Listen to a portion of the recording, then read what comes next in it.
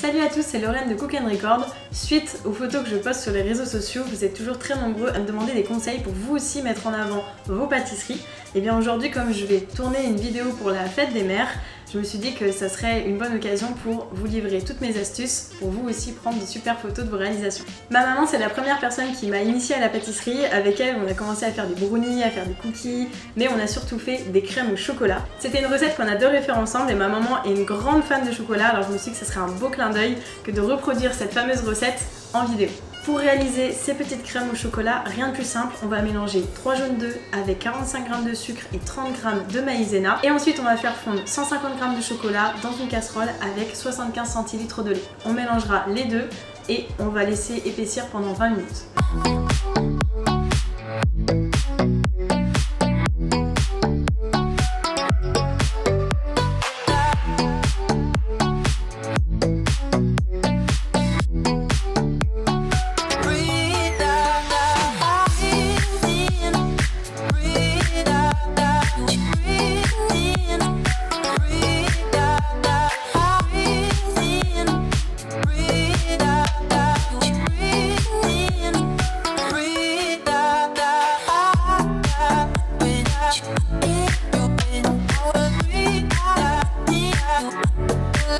Ça y est, tous nos petits pots de crème sont prêts, on va pouvoir les mettre à figer pendant 2 heures au réfrigérateur et en attendant, on va aller s'équiper pour prendre nos photos. Et quoi de mieux pour ça que d'aller chez Boulanger? Allez, vous me suivez?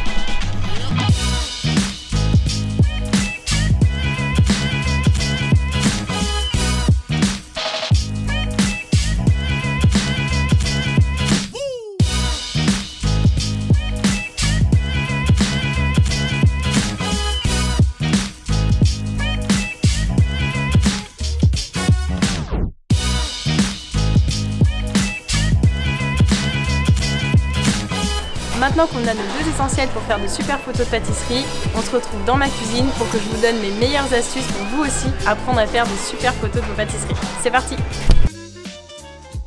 Première chose à savoir en photographie culinaire, l'harmonie réside dans les nombres impairs. Donc lorsqu'on aura des éléments qui sont à l'unité comme ceci, on va plutôt privilégier le fait d'en mettre 3, 5 ou 7. Dans mon cas, mes petites crèmes, je pense que je vais en prendre 3.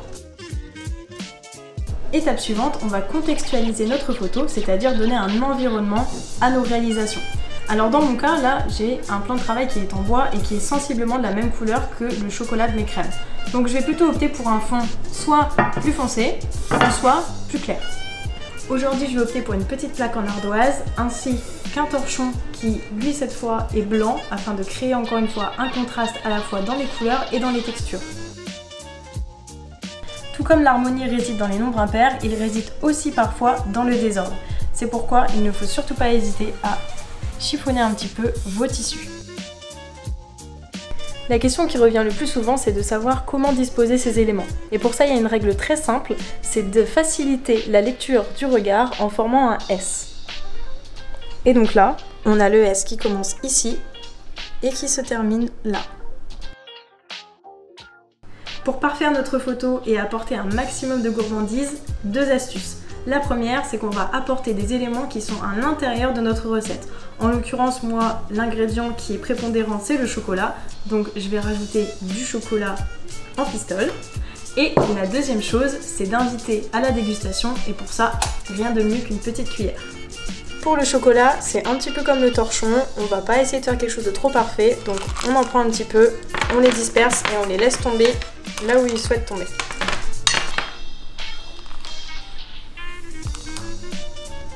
Et on termine avec la petite cuillère.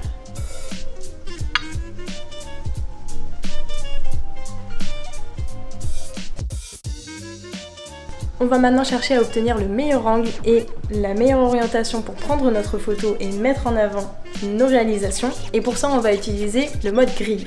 Alors c'est très simple, vous pouvez l'activer dans les paramètres de votre téléphone.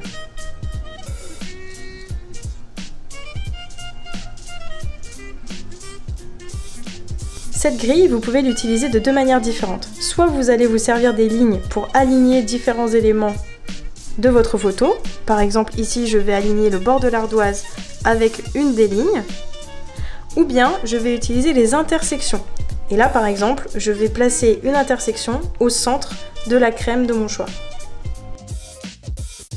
Dernière petite chose, on peut également créer un effet de flouté et de netteté en cliquant sur l'élément qu'on souhaite avoir net afin de créer un petit peu plus de flou sur les éléments du fond.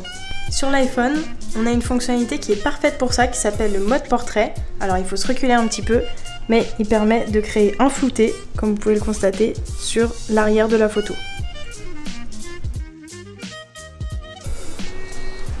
Ce que je vous conseille, c'est de prendre deux sources de lumière. Pourquoi? Parce qu'avec une seule source, vous aurez forcément des ombres. Et donc c'est pour ça qu'on va prendre deux lumières, qu'on va disposer en diagonale afin d'éliminer les ombres de chacune d'entre elles. Si vous avez comme moi des lumières qui sont déjà installées dans vos pièces avec par exemple un luminaire comme celui-ci, veillez à soit les éteindre si la lumière est un petit peu trop jaune ou à opter pour des ampoules dont on peut régler l'intensité de la chaleur. Dans mon cas, je vais passer donc du jaune au blanc. Ça y est, on a tous nos éléments pour prendre une jolie photo, la contextualisation, la disposition de nos différents éléments, on a également la bonne orientation et puis maintenant les lumières. Donc là, on va pouvoir passer à la retouche de la photo. Attention, retouche ne veut pas dire dénaturer la photo, on va simplement l'embellir, l'enjoliver. Pour ça, je vous déconseille fortement d'utiliser les filtres Instagram parce qu'ils vont avoir tendance à dénaturer les couleurs de vos photos. On va plutôt aller dans modifier et là on va pouvoir se permettre d'ajouter un petit peu de luminosité, peut-être un petit peu de contraste, un petit peu de détail. Hop, vous voyez comme ceci mais pas trop. Chaleur, on va faire très attention puisque si on rajoute de la chaleur, on va obtenir une photo qui va être beaucoup trop jaune et si on descend, la photo sera trop bleutée. Pour trouver le juste milieu, c'est très simple. Focalisez-vous sur un endroit blanc de votre photo et dites-vous que ce blanc doit être le plus blanc, pur et parfait possible. Ici, mon blanc ressemble plus à un jaune et ici, il ressemble plus à un bleu. C'est pourquoi je vais plutôt rester ici, voire même peut-être l'abaisser un peu afin de le rendre le plus blanc. Pour la saturation, c'est pareil. On va faire attention puisque si on sature trop la photo, les couleurs vont être dénaturées. En l'occurrence ici, notre crème n'a pas la couleur d'un caramel, mais plutôt la couleur du chocolat noir. En revanche, si je descends trop, je vais aller sur une photo qui va être en noir et blanc, puisqu'elle va être dénuée de toute couleur. Ce que je fais souvent, c'est que je rajoute un petit peu de saturation pour donner un peu plus de gourmandise aux couleurs, comme au chocolat par exemple, mais pas trop. On peut également rajouter un petit peu de haute lumière, mais on fait très attention puisque si on en rajoute de trop, on va avoir tendance à surexposer notre photo. Également un petit peu d'ombre pour relever le contraste, mais vous voyez que si on en ajoute de trop, on va trop éclairer la photo, donc on va plutôt partir vers le bas. Et voilà, avant, après. On a simplement rehaussé les couleurs et donné plus de contraste et de relief à notre photo en la rendant plus gourmande. Et voilà, je vous ai révélé toutes les astuces qui se cachent derrière mes photos Instagram. Vous avez maintenant tout ce qu'il vous faut pour vous aussi me régaler à travers les photos de vos réalisations. On se retrouve très vite pour encore plus de gourmandise.